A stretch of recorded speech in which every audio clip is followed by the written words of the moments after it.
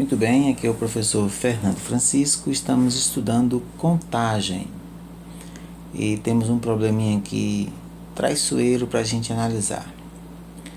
O probleminha diz assim: quantos números naturais pares de 4 algarismos distintos podem ser formados com os algarismos 0, 1, 2, 4, 5, 7 e 9? Bem, aqui aparece uma novidade, né, que é a questão do zero. O zero, ele não pode iniciar, né, o número nessas questões de contagem. Então, por exemplo, eu não posso considerar o número 0,259, apesar de aparecer os algarismos 0, 2, 5 e 9 que estão na relação, mas na verdade esse número aqui ele tem 3. É um número de 3 algarismos, porque o zero aqui, ele não conta. Então, nós temos que considerar isso, que o zero não pode ocupar a primeira casa. Isso é um dificultador para a resolução do problema. Mas, vamos nos lembrar, ele quer números de 4 algarismos distintos, não pode repetir, distintos, que não se repetem. Eu tenho que usar apenas esta relação de algarismos aqui, não são todos, 0, 1, 2, 4, 5, 7 e 9. E ele quer que esses números sejam pares, ou seja, ele quer que os números terminem, não pode terminar com 1, nem com o 5, 7 ou 9, portanto, ele só vai poder terminar com o 0, o 2 e o 4 da nossa relação. Então, vamos iniciar mostrando uma forma que não é a correta de resolver, mas vai servir para a gente discutir a forma correta. Então, nós poderíamos pensar assim. O número tem 4 algarismos, 4 casas, 1, 2, 3, 4. O número tem que ser par, portanto, eu tenho uma restrição nessa última casa, na casa das unidades. Quantas são as opções que eu tenho para essa casa das unidades? Eu tenho as opções 0, 2 e 4, portanto eu tenho 3 opções. Pronto. Vamos agora para a próxima casa que tem restrição, que é a casa de unidade de milhar. Quantas são as possibilidades de preenchimento desta casa? Como são algarismos distintos, né? Não posso repetir, então eu já usei uma casa, eu tenho 7 algarismos ao todo, né? 1, 2, 3, 4, 5, 6, 7. Tenho 7 algarismos ao todo à minha disposição. Já usei um. Quantos eu posso usar na primeira casa? Eu posso usar então 6. Mas tem a questão do zero, lembra? Ah, sim, eu tenho que me lembrar. Tem a questão do zero. Eu não posso usar o zero na primeira casa. Aí, olha só o que acontece com esse raciocínio, né? Quando eu penso assim: mas eu tenho 3 possibilidades para a casa das unidades. Se eu tiver usado aqui o 0 na casa das unidades, se eu tiver usado 0, quantas são as possibilidades para esta casa aqui? São 6, beleza. Ok, porque eu tenho 7, né? Já usei o 0, são algarismos distintos. Mas se eu tiver usado um outro algarismo par que não é o 0, por exemplo, se eu tiver usado o 2 aqui, quantas são as possibilidades para essa primeira casa, né? Bem, eu não posso usar o 2, então eu tenho apenas 6 algarismos, mas não posso usar o 0 também. Então, eu teria apenas 5. Quando isso acontece, isso é uma coisa que exige realmente um pouco de vivência, né? De resolução de problemas de contagem. A gente só aprende contagem resolvendo muitos problemas. Mas aqui existe, perceba que existe um errinho, que é quando eu digo assim, se eu colocar o 0 aqui, tem 6 possibilidades aqui. Se eu colocar o 2, tem 5. Opa, isso aí é um indicativo de que eu tenho que separar a minha resolução em casos.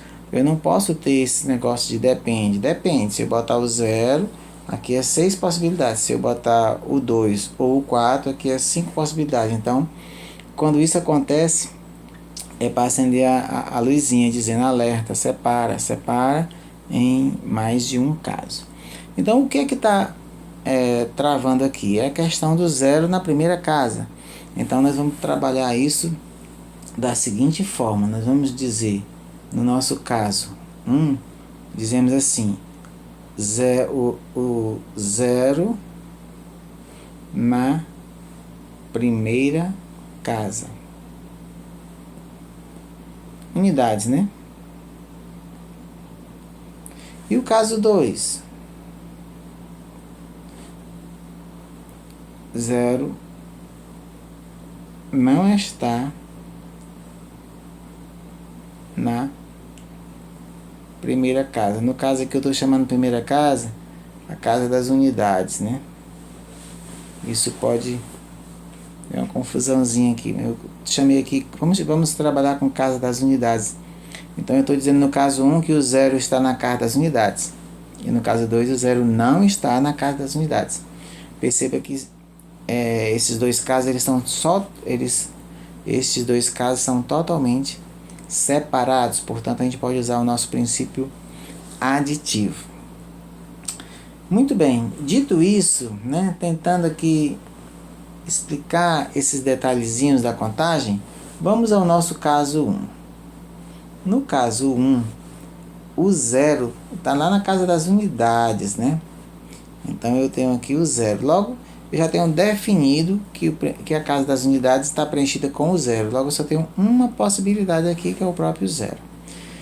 E o 0 estando presente nesta casa, eu tenho ao todo 7 algarismos à minha disposição. Então, se o 0 está aqui, ele não pode estar aqui na casa da unidade de milhar, né? Então, aqui eu vou ter 6 possibilidades. Aqui 5, porque são algarismos distintos. E aqui 4. Então, no meu caso 1, nós vamos ter um total de 4 vezes 5, 20. 2 vezes 6 dá 12, né? Aqui vai dar 120 números. São 120 números pares que terminam com 0 de algarismos distintos, usando aqueles 7 algarismos lá do início da nossa questão. Então, vamos ao caso 2. No caso 2, o 0 não está na casa das unidades, certo? O 0 não está. Se o 0 não está aqui na casa das unidades, eu só posso terminar o número com 2. Vamos olhar de novo o problema. Só posso terminar o número com 2 ou 4. Eu tenho apenas 2 possibilidades, né? Beleza, então eu tenho 2 possibilidades aqui para a casa das unidades. E aí, qual é a outra casa que tem restrição? É a casa da unidade de milhar. Eu já sei que o 0 não está na casa das unidades. Então, quantas são as possibilidades que eu tenho para esta casa aqui? Eu não posso usar o 0. Então, eu tenho 7 algarismos, tirando o que eu coloquei na casa das unidades e o 0, aqui eu vou ter 5. Porque eu já preenchi a casa das unidades e não posso usar o 0. Beleza, vamos para cá, para a casa das centenas. Então, agora ficou mais tranquilo, porque eu tenho 7 algarismos, já usei 2, posso usar qualquer um dos outros aqui, 7 menos 2, 5. E por fim, né, 7 menos 3, 4. Logo, usando o princípio multiplicativo da contagem, no caso 2, quando o 0 não está na casa das unidades, nós teremos 4 vezes 5, 20, 2 vezes 5 é 10, 10 vezes 20 é 200. Somando aqui os nossos resultados do caso 1 e caso 2, encontraremos 320. Então, esse problema, a resposta dele é 320, mas perceba como ele tem assim, né, umas situações específicas que a gente tem que ter muita atenção, que é quando você é praticamente obrigado a separar a sua metodologia, dentro da sua metodologia, separar a contagem em casos, né, em situação. Situação 1, situação 2, ou então caso 1, caso 2, para poder proceder à contagem adequadamente